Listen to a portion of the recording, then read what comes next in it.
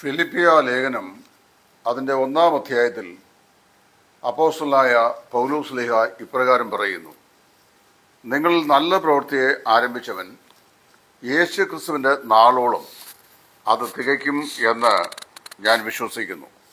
നമ്മൾ നല്ല പ്രവൃത്തിയെ ആരംഭിച്ചത് കർത്താവായ യേശു ക്രിസ്തുവാണ്. എന്താണ് ഈ നല്ല പ്രവൃത്തി എന്ന് പറയുന്നത്? നമുക്ക് വേണ്ടി ദൈവം ഒരുക്കിയ രക്ഷയുടെ നല്ല പ്രവൃത്തി. അത് നമ്മൾ ആരംഭിച്ചത് യേശു ക്രിസ്തുവാണ്. കർത്താവ് തന്നെ പറഞ്ഞു, സ്വർഗസ്ഥനായ എൻ്റെ പിതാവ് ആകർഷിച്ചിട്ടല്ലാതെ ആരും എൻ്റെ അടുക്കൽ വരുന്നില്ല, വിശ്വസിക്കുന്നതുമില്ല.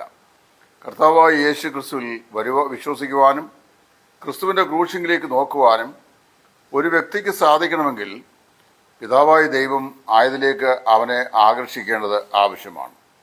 ഇവിടെ അപ്പോസ്തലൻ പറയുമ്പോൾ ദൈവം നമ്മിൽ ആരംഭിച്ച ഈ നല്ല പ്രവൃത്തി യേശു ക്രിസ്തുവിൻ്റെ നാൾ വരെയും തുടർന്നുകൊണ്ടിരിക്കുന്നു എന്ന് വായിക്കുന്നു. എങ്ങനെയാണത് നമുക്ക് മനസ്സിലാക്കാൻ സാധിക്കുന്നത്? ദൈവം നമ്മിൽ ആരംഭിച്ച ഈ നല്ല പ്രവൃത്തി യേശു ക്രിസ്തുവിൻ്റെ നാൾ വരെയും ദൈവം തുടരുന്നു എന്ന് പറഞ്ഞു കഴിഞ്ഞാൽ നാം 3 പ്രത്യേക കാര്യങ്ങളാണ് അപ്പോസ്തലൻ ഇവിടെ അനുസ്മരിപ്പിക്കുന്നത്. ഒന്ന്, the work God does for us. ദൈവം നമുക്ക് വേണ്ടി ചെയ്യുന്ന ദൈവത്തിൻ്റെ പ്രവൃത്തി, അതിനെ രക്ഷ എന്നാണ് പറയുന്നത്. നമ്മിലുള്ള ആത്മരക്ഷയെ നമ്മിൽ പ്രാവർത്തികമാക്കുന്നത് അല്ലെങ്കിൽ നമ്മിൽ ആരംഭിച്ചത് കർത്താവായ യേശുവാണ്. ക്രിസ്തു നമ്മിൽ എന്ത് ചെയ്യുന്നു? നമുക്കായി നമ്മുടെ രക്ഷയെ പ്രവർത്തിക്കുന്നു. Work out therefore the salvation which is in you എന്നാണ് ഇംഗ്ലീഷ് ചെയ്യുന്നത്. നിങ്ങളിലുള്ള രക്ഷയെ പ്രാവർത്തികമാക്കുവിൻ എന്നും പറയുന്നുണ്ട്. അതുകൊണ്ടാണ് കർത്താവായ യേശു ക്രിസ്തു നമ്മിൽ വെച്ച രക്ഷയാണ്. അപ്പോൾ അത് ഒരിക്കലും എന്നേക്കുമായി നമുക്ക് ലഭിച്ചു, സ്ഥാനീയമായി ലഭിച്ച നന്മയാണ്. The works that God does for us. ദൈവം നമുക്ക് വേണ്ടി ചെയ്യുന്ന പ്രവൃത്തി, അത് നമ്മുടെ ആത്മരക്ഷയാണ്.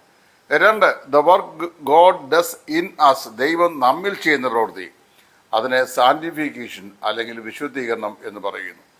രക്ഷിക്കപ്പെട്ട ഒരു ദൈവഭേദത്തിൽ ജീവിക്കുന്നത് പാപ സാദൃശ്യമുള്ള പാപജഡത്തിലാണ്.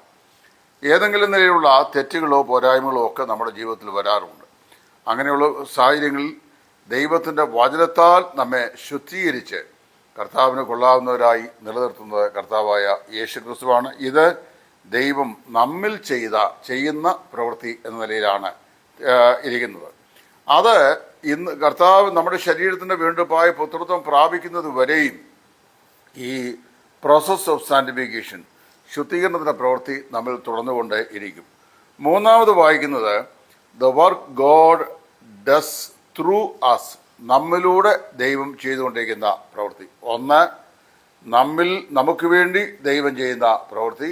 2, നമ്മിൽ ദൈവം ചെയ്യുന്ന പ്രവൃത്തി. 3, നമ്മിലൂടെ ദൈവം ചെയ്യുന്ന പ്രവൃത്തി. നമുക്ക് വേണ്ടി ദൈവം ചെയ്യുന്ന പ്രവൃത്തിയാണ് നമ്മുടെ രക്ഷ. നമ്മിൽ ചെയ്യുന്ന പ്രവൃത്തിയാണ് നമ്മുടെ വിശുദ്ധീകരണം. നമ്മിലൂടെ ചെയ്തുകൊണ്ടിരിക്കുന്ന ദൈവിക പ്രവൃത്തിയാണ് നാം ചെയ്യുന്ന വിവിധങ്ങളായ ശുശ്രൂഷകൾ. നമ്മുടെ കർത്താവ് യേശുവിനെ ഇതുവരെയും നാം കണ്ടിട്ടില്ല. യോഹന്നാൻ തൻ്റെ 1-ാം ലേഖനം 3-ാം അധ്യായത്തിൻ്റെ 2-ാം വാക്യത്തിൽ പറയുന്നത്, കുഞ്ഞുങ്ങളെ, നാം എന്തായിത്തീരുമെന്ന് നാം ഇതുവരെയും അറിഞ്ഞിട്ടില്ല. എന്നാൽ അവൻ പ്രത്യക്ഷനാകുമ്പോൾ അവനെ താൻ അയക്കുന്ന പോലെ തന്നെ നാം കാണുന്നതാകൊണ്ട് നാം അവനോട് സദൃശ്യന്മാരായിത്തീരും. നമ്മുടെ കർത്താവായ യേശു ക്രിസ്തുവിൻ്റെ പ്രത്യക്ഷയെങ്കിൽ കർത്താവായ യേശു ക്രിസ്തുവിൻ്റെ സാദൃശ്യത്തെ നാം പുൽകുന്ന സമയം വരെ നമ്മൾ തുടർന്നുകൊണ്ടിരിക്കുന്നതാണ് നമ്മിലൂടെ ദൈവം ചെയ്യുന്ന പ്രവൃത്തികൾ. വിവിധങ്ങളായ ശുശ്രൂഷകൾ ദൈവം നമ്മിലൂടെ ചെയ്തുകൊണ്ടിരിക്കുകയാണ്.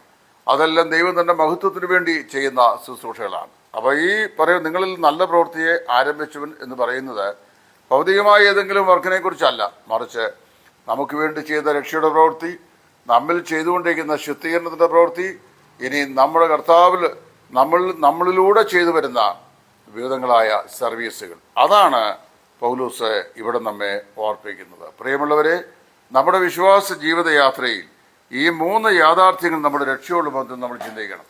ക്രിസ്തീയ ജീവിതത്തിലെ ആത്മരക്ഷയെക്കുറിച്ച് പഠിക്കുമ്പോഴും ഈ 3 കാര്യങ്ങൾ നമ്മൾ ചിന്തിക്കാറുണ്ട്. പ്രസന്റ്, പാസ്റ്റ്, ഫ്യൂച്ചർ ടെൻസുകളിലുള്ള രക്ഷ. നാം രക്ഷിക്കപ്പെട്ടിരിക്കുന്നു, രക്ഷിക്കപ്പെട്ടു, നാം രക്ഷിക്കപ്പെടുന്നു, നാം രക്ഷിക്കപ്പെടും. കർത്താവായ യേശുവിൽ വിശ്വസിച്ച മാത്രമേ തന്നെ നമ്മുടെ ആത്മാക്കൾക്ക് രക്ഷയുണ്ടായി. യേശു ക്രിസ്തുവിൽ വിശ്വസിച്ചവരായ നാം ഇപ്പോഴത്തെ ദുഷ്ടലോകത്തിലെ കഷ്ടനഷ്ടങ്ങളിൽ നിന്ന് നമ്മുടെ പ്രാണങ്ങളെ വീണ്ടെടുക്കപ്പെടുകയും നാം രക്ഷിക്കപ്പെട്ടുകൊണ്ടിരിക്കുകയും ചെയ്യുന്നു. അത് നമ്മുടെ ദേഹിയുടെ രക്ഷയാണ്. മൂന്നാമതായിട്ടുള്ളത് നാം രക്ഷിക്കപ്പെടും എന്നുള്ളത് നമ്മുടെ സമ്പൂർണമായ രക്ഷയുടെ പൂർത്തീകരണത്തെ, അതായത് നമ്മുടെ തേജസ്കരണത്തെ ഓർപ്പിക്കുകയാകുന്നു. ഫിലിപ്പിനോട് പൗലോസ് പറയുന്ന ഈ യാഥാർത്ഥ്യം നമ്മുടെ ജീവിതത്തിൽ മനസ്സിലാക്കുവാൻ ദൈവത്തിൻ്റെ പരിശുദ്ധാത്മാവ് നമുക്ക് ഏവർക്കും കൃപ തന്ന് നമ്മളെ അനുഗ്രഹിക്കുമാറാകട്ടെ.